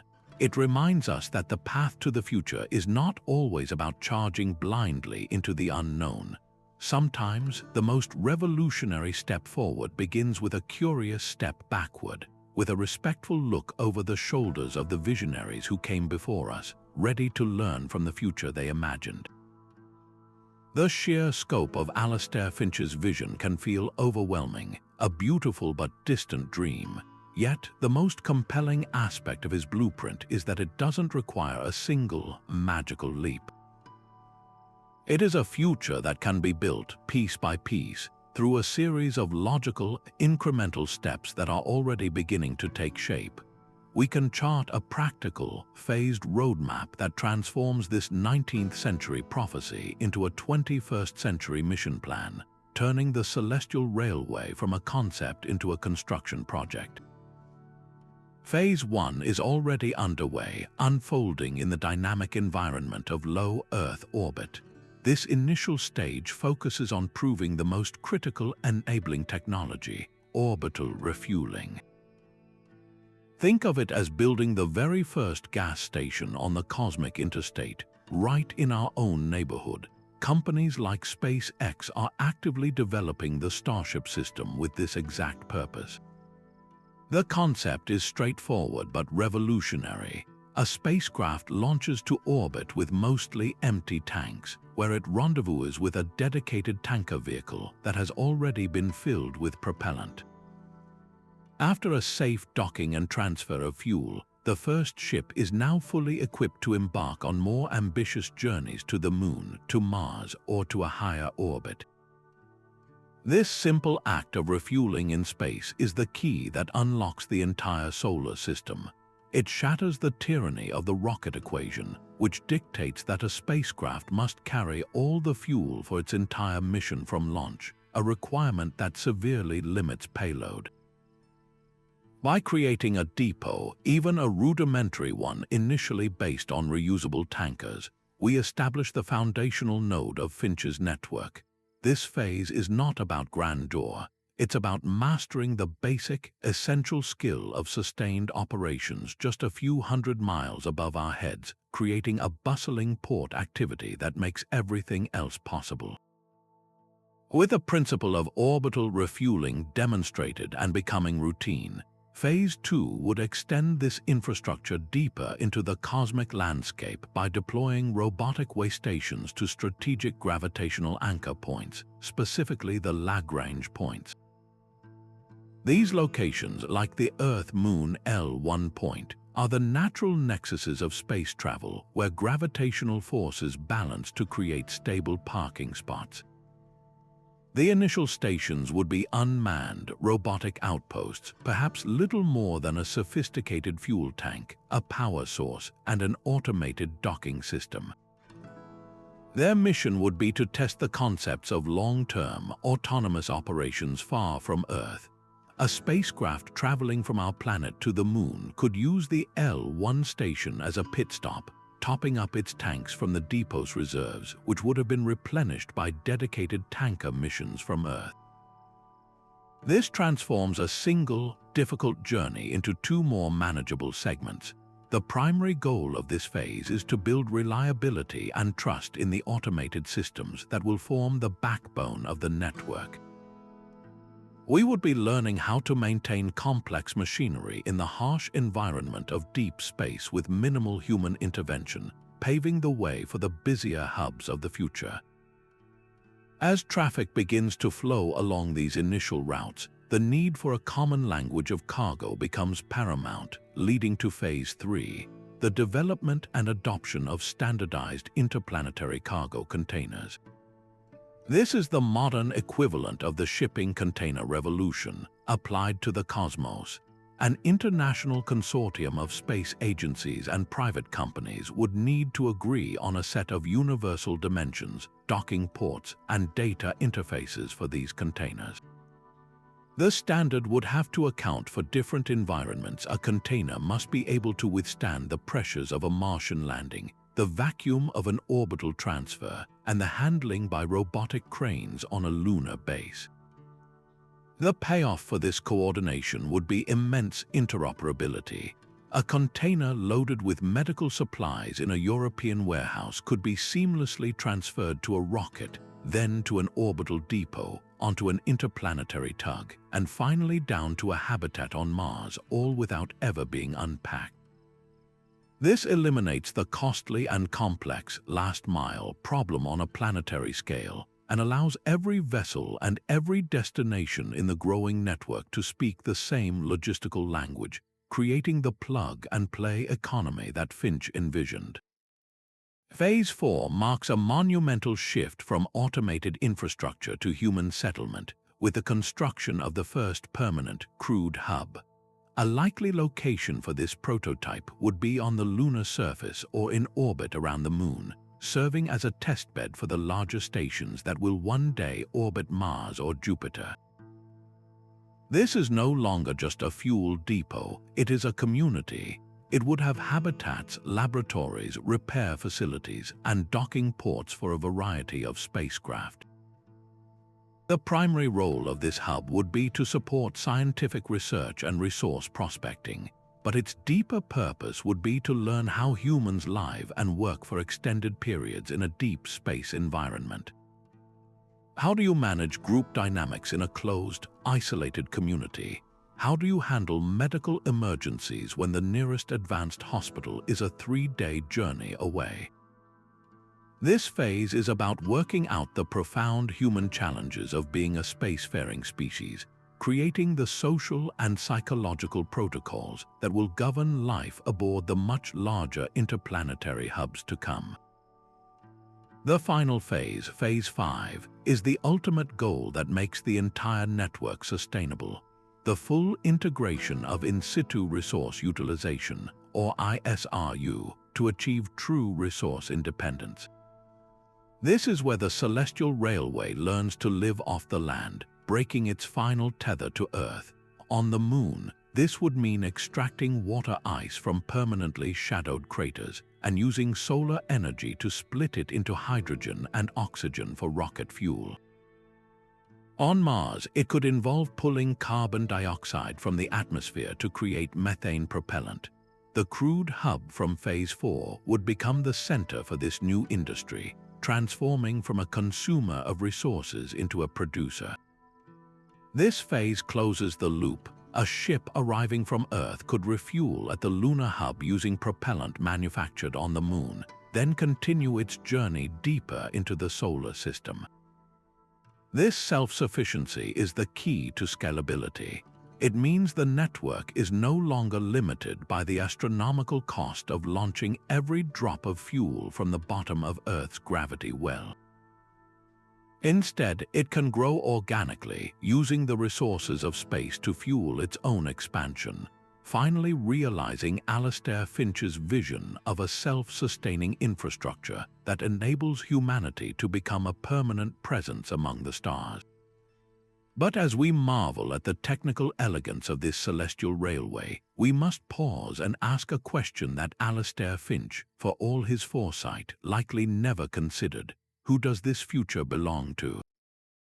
The patent, a product of the 19th century, envisioned a commercial venture, but it was silent on the profound ethical implications of privatizing the pathways to the stars.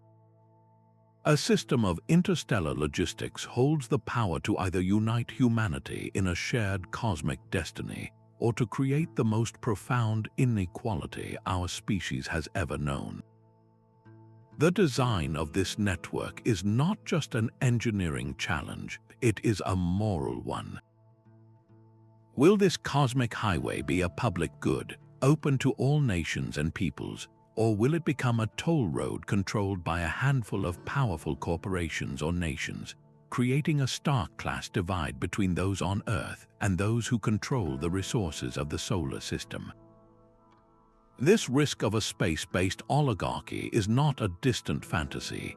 Consider the parallels to the early days of the Internet. It began with ideals of open access and decentralized information, but over time, immense power and wealth became concentrated in the hands of a few tech giants who now control the digital infrastructure of our lives. The same could easily happen in space. The entity that owns the primary refueling depot at the Earth-Moon Lagrange point, or the company that establishes the most efficient shipping routes to the asteroid belt, would wield enormous influence. They could set exorbitant prices for passage, prioritize their own missions, and effectively decide which scientific projects get funded and which colonies thrive or fail. This isn't just about commerce, it's about who gets to shape the future of humanity beyond Earth. The logistics network could become a tool for entrenching power on a galactic scale, creating a scenario where the wealth of entire worlds flows to a select few. Beyond the question of access lies the critical issue of environmental stewardship. The patent viewed celestial bodies as resources to be used, asteroids as fuel depots, planets as destinations. But what responsibilities do we have towards these pristine environments? The Moon, Mars, and the icy moons of the outer solar system may hold clues to the origins of life itself. An unregulated gold rush, driven solely by profit, could lead to irreversible contamination or destruction of these scientifically priceless sites. We must establish principles for the ethical treatment of celestial bodies, akin to the protocols for preserving Antarctica or the deep sea. Does a corporation have the right to strip mine an entire asteroid, even if it's within their legal claim? Or do we, as a species, have a duty to preserve some of the cosmos in its natural state for future generations? The logistics network must be designed with safeguards that go beyond efficiency and profit, incorporating conservation and scientific preservation as core values. The very architecture of the system can either promote or hinder equitable development. Imagine two different designs for a Martian hub. In one, it's a walled fortress, a corporate-owned facility where outside vessels are charged steep fees for basic services like power and air. Innovation is stifled and the colony remains a company town. In the other design, the hub is built on open standards, almost like a cosmic version of an open-source software platform. The docking ports, communication protocols, and power interfaces are public knowledge. This allows smaller companies, university research teams, and even groups from developing nations to build their own compatible vessels and modules, plugging into the network and contributing to a diverse, vibrant off-world economy. The technical specifications, the size of a docking clamp, the voltage of a power coupling become tools of either inclusion or exclusion. By consciously choosing an open, interoperable design from the start, we can bake fairness into the foundation of our interplanetary society, ensuring the celestial railway empowers the many, not just the powerful few. Ultimately, the challenge is to learn from the mistakes we've made here on Earth. Our history is scarred by periods of expansion where powerful interests exploited new frontiers with little regard for indigenous peoples or ecological balance. We have a unique opportunity as we stand at the threshold of space to do better. We can choose to carry our old patterns of conflict and inequality with us, or we can consciously build a future that reflects our highest ideals of cooperation, sustainability, and justice. This means beginning the conversation about governance and ethics now, not after the first interplanetary mining claim is staked. It requires international dialogue and treaties that establish clear rules for the road, ensuring that the immense benefits of space are shared for the benefit of all humanity.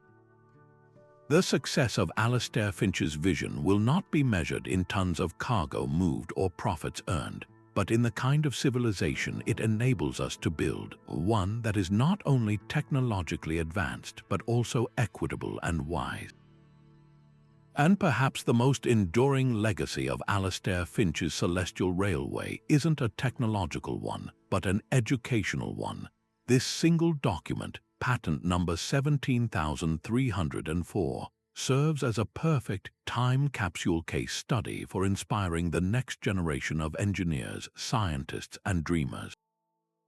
In a world where STEM education often focuses on abstract principles and isolated facts, this patent offers a thrilling narrative that ties everything together. It shows students that physics isn't just formulas on a page. It's the gravitational keyhole that allows a spacecraft to sail between worlds.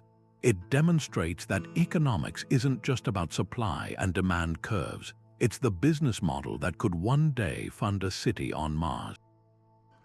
And it reveals that engineering is not just about building things, but about designing interconnected, resilient systems where every part supports the whole.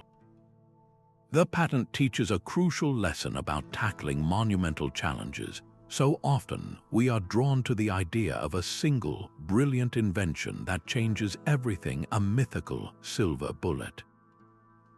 But Finch's blueprint shows that the truly world-altering breakthroughs come from systems thinking. The genius wasn't in a better steam engine or a new metal alloy. It was in the design of the network itself. For a student grappling with a complex problem, this is an empowering shift in perspective. It encourages them to step back and look at the bigger picture, to see how the pieces connect, and to understand that solving a big problem often means designing a smart process, not just a single product. It's a lesson in seeing the forest for the trees, a skill that is invaluable whether you're planning a community garden or plotting the logistics for a lunar base. Furthermore, the story of this patent is a powerful antidote to the pressure for immediate results that pervades so much of modern life. Finch's vision was not realized in his lifetime or even in the century that followed. It is a testament to the long arc of technological development, a reminder that some of the most important ideas require patience and persistence across generations.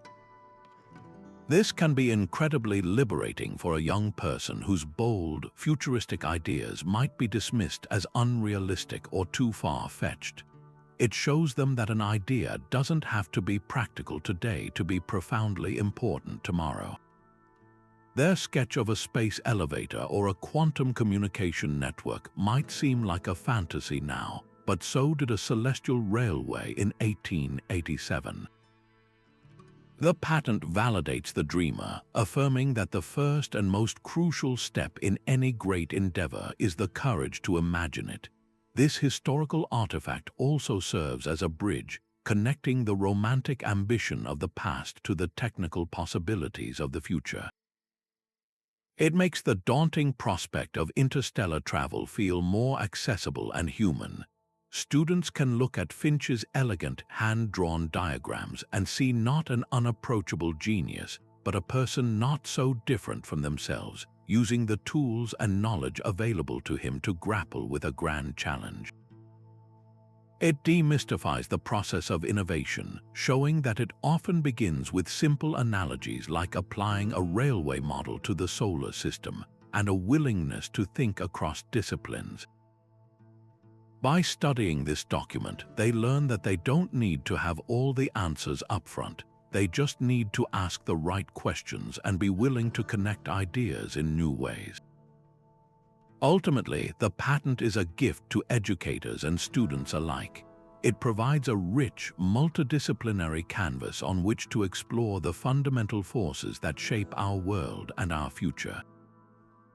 A physics class can calculate the orbital mechanics of a Lagrange point. An economics class can debate the merits of a toll-based space highway. A history class can examine the social and industrial context of the 19th century that made such a vision possible. And an ethics class can grapple with the profound questions of governance and equality that such a network would raise. By engaging with this single document, students aren't just learning facts, they are participating in a conversation that spans centuries, a conversation about how humanity can use its ingenuity to reach for the stars. It inspires them not merely to be consumers of technology, but to become the architects of the next great leap, equipped with the wisdom of the past and the boldness to build a better future. And so we return to where we began, to that quiet patent office in the age of steam, a world away from the silent, star-dusted expanse it dared to imagine. The journey of Alistair Finch's celestial railway is more than a curious tale of prediction. It is a thread woven through time, connecting the industrial ambition of the 19th century directly to the interstellar aspirations of the 21st. We have traveled from the flickering gaslight of a drawing board to the cold, hard logic of orbital mechanics, and what we find is not a collection of outdated guesses, but a set of enduring principles. The hub-and-spoke model for unparalleled efficiency, the modularity of specialized vessels, the universal language of standardized containers, the life-giving imperative of in-situ resource utilization, and the vital nervous system of an integrated information network, these are not just features of a forgotten document. They are the foundational pillars of any realistic plan to become a spacefaring civilization. The true revelation of patent number 17,304 is not that it foresaw specific machines, but that it championed a way of thinking. Alistair Finch was not a prophet, he was a systems architect. At a time when most visionaries were dreaming of solitary rocket ships, he was designing an ecosystem. He understood that the grand challenge of space is not merely one of propulsion, but of organization. It is about creating a resilient, scalable, and intelligent network where every component, from the largest orbital hub to the smallest data packet, works in harmony. This systems-level approach is the patent's greatest legacy, a mental toolkit for building complexity that is more valuable than any single technological breakthrough. It teaches us that to conquer the cosmos, we must think in terms of connections and flows, of infrastructure and interoperability. This story powerfully challenges our linear perception of progress. We often assume that innovation marches steadily forward, leaving the past behind as obsolete. Yet here we have a blueprint from the 19th century that serves as a valid strategic guide for the future. It suggests that the path ahead is not always about discovering something entirely new, but about recognizing the timeless patterns that underlie complex challenges.